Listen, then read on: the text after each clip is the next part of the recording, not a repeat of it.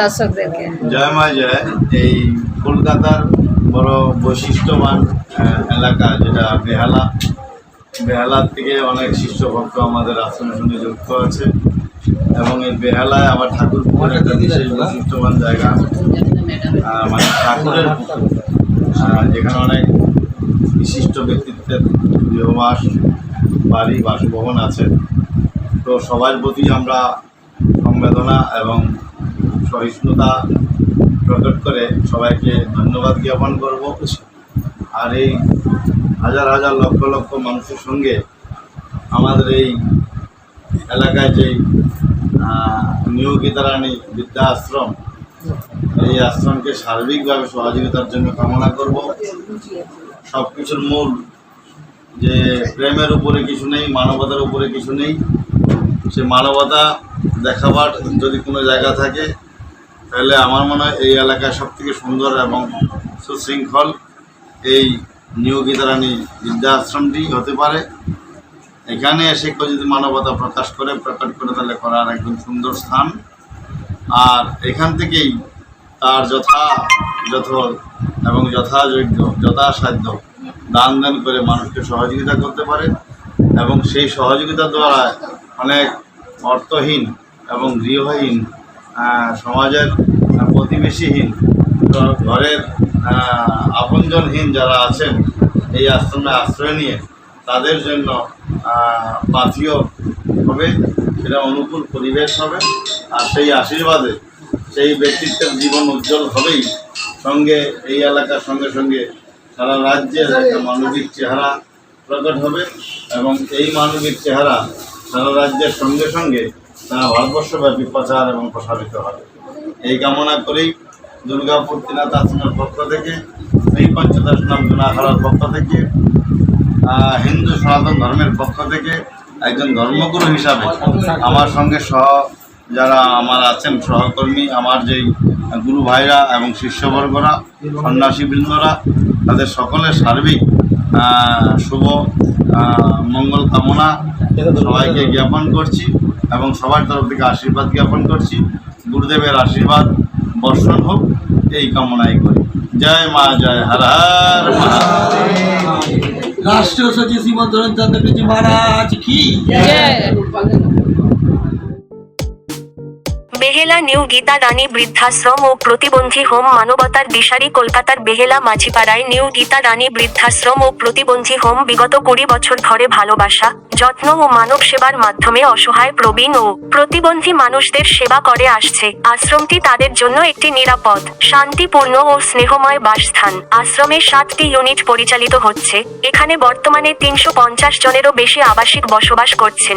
এর মধ্যে 100 জন সম্পূর্ণ বিনামূল্যে আবাসিক, যাদের খাবার, চিকিৎসা ও সমস্ত দেখাশোনা আশ্রমের পক্ষ থেকে করা হয়। 24 ঘন্টার চিকিৎসা ও সেবার ব্যবস্থা রয়েছে। নার্স, আয়া, ওয়ার্ড বয়, ওয়ার্ড গার্ল, তারা শিফটে কাজ করে দিন রাত সার্বক্ষণিক সেবা ও জরুরি সহায়তা প্রদান করেন। কর্মী সংখ্যা ও দৈনিক ব্যয়। আশ্রম পরিচালনার জন্য আমাদের রয়েছে 65 জন নিবেদিতপ্রাণ কর্মী, যারা আবাসিকদের সেবা, রান্না, পরিচর্যা ও অন্যান্য কাজে নিয়োজিত। খাদ্য, ওষুধ ও অন্যান্য প্রয়োজনীয় খরচ মিলিয়ে প্রতিদিন প্রায় 50,000 টাকা ব্যয় হয়। এই মহাযজ্ঞে ব্রতী হতে মোবাইল নং 9831984585, 700,36,97,219 810,05,962। চলুন আকাশ বার্তার মাধ্যমে এই খবরটি বিস্তারিতভাবে দেখে নেওয়া যাক।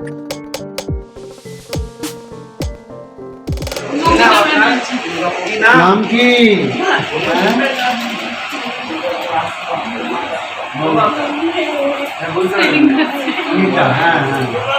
নবতিকা, নমিতা, वाह।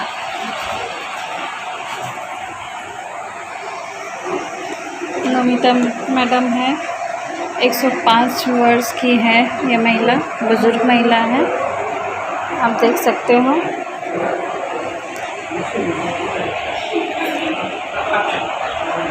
খাওয়া হয়েছে?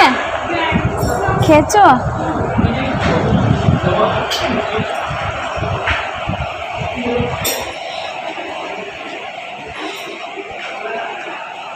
খাও, খেয়ে নাও।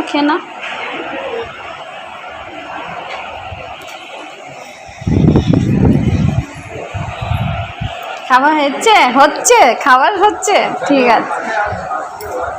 সব ভালো তো, শরীর ঠিক আছে তো?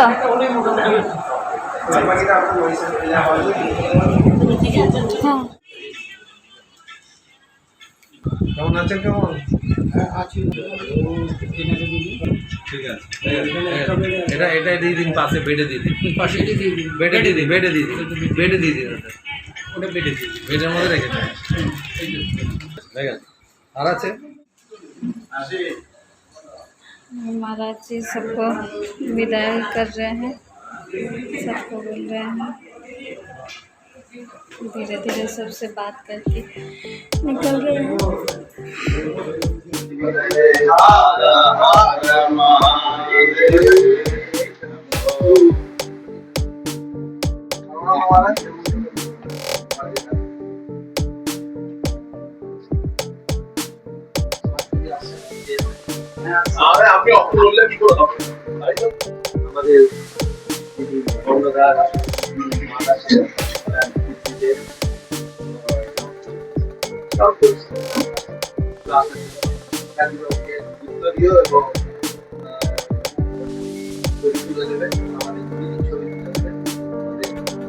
আমাদের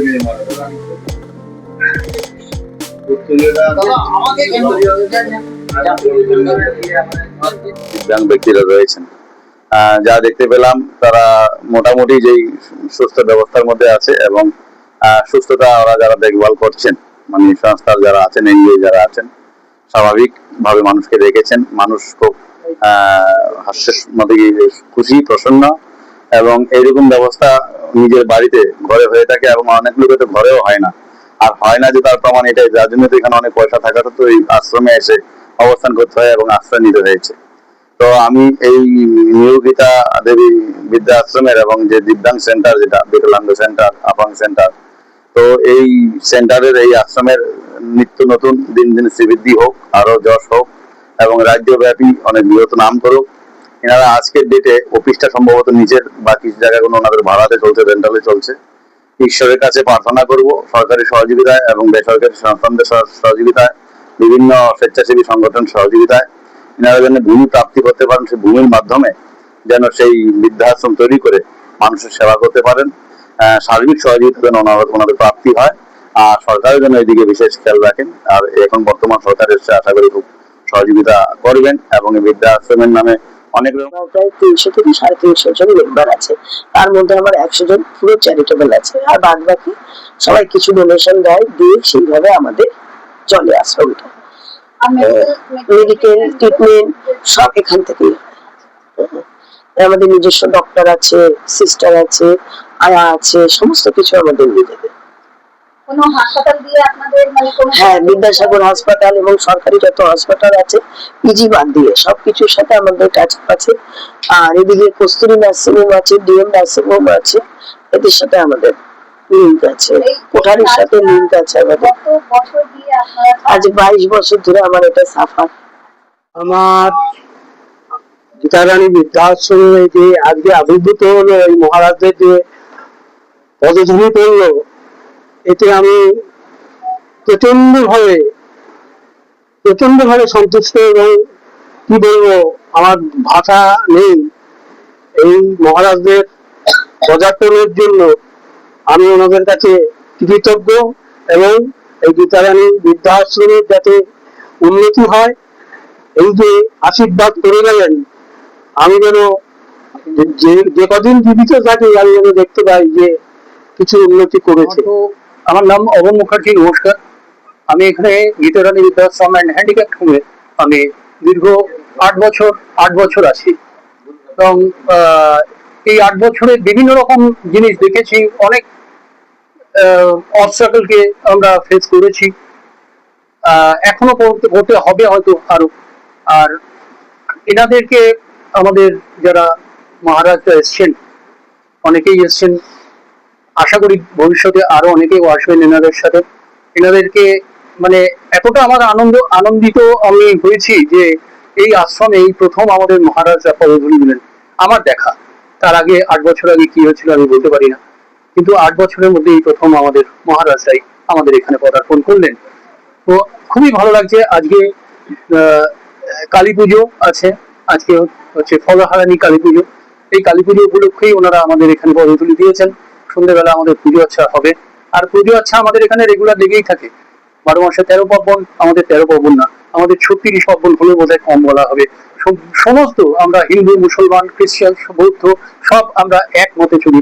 আমরা মানুষকে সেবা করি, আমরা মানুষ, আমাদের সবাই মানুষ। প্রত্যেকটা মানুষেরই রক্ত লাল, প্রত্যেকটা মানুষেরই শরীর একই রকম ভগবান সৃষ্টি করে পাঠিয়েছেন।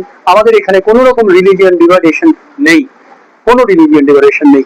আমরা সবার জন্য খুব উদ্গ্রীব হয়ে কাজ করি, সব ব্যাপারেই কাজ করি।